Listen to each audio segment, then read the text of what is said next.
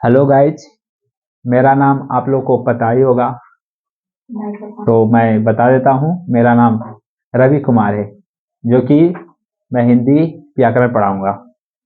10th हो 12th हो, चाहे किसी भी कम्पिटिटिव एग्जाम के लिए हिंदी व्याकरण बहुत इम्पोर्टेंट माना जाता है। ठीक है, मैं आप लोग को बीच में 10th 12th प्यून DLED और BEd एंट्रेंस SI CI जो भी हो जाए,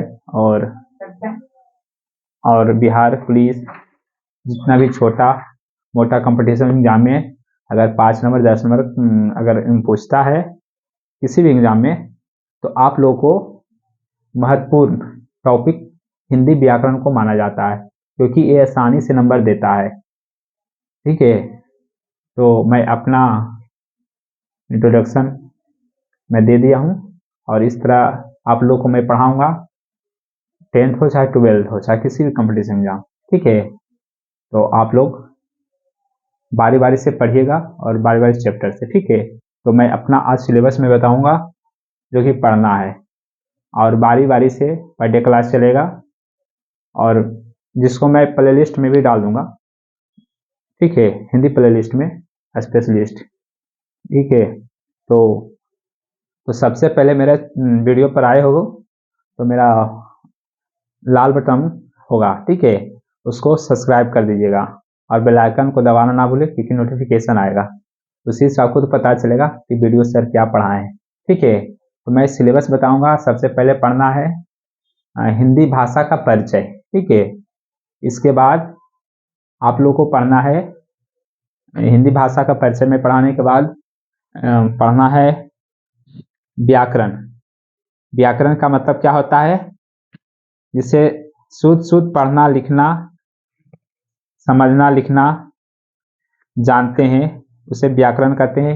व्याकरण के अंतर्गत हम लोग पढ़ते हैं वर्ण विचार पढ़ते हैं, शब्द विचार पढ़ते हैं, वाक्य विचार पढ़ते हैं, छंद पढ़ते हैं, उसके बाद साहित्य पढ़ना स्टार्ट करते हैं, तो अब आता है हिंदी का मजा। ठीक है, तो इस तरह मैं आप लोगों को हिंदी व्याकरण बताऊंगा।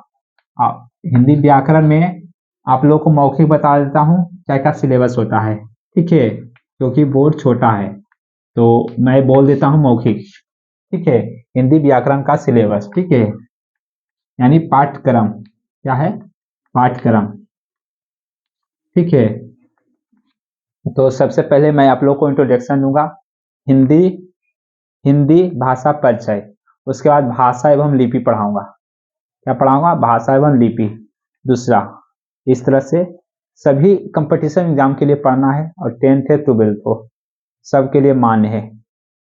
और उसके बाद वर्ण एवं ध्वनि पढ़ाएंगे। उसके बाद क्या पढ़ाएंगे? शब्द विचार, यानी शब्द।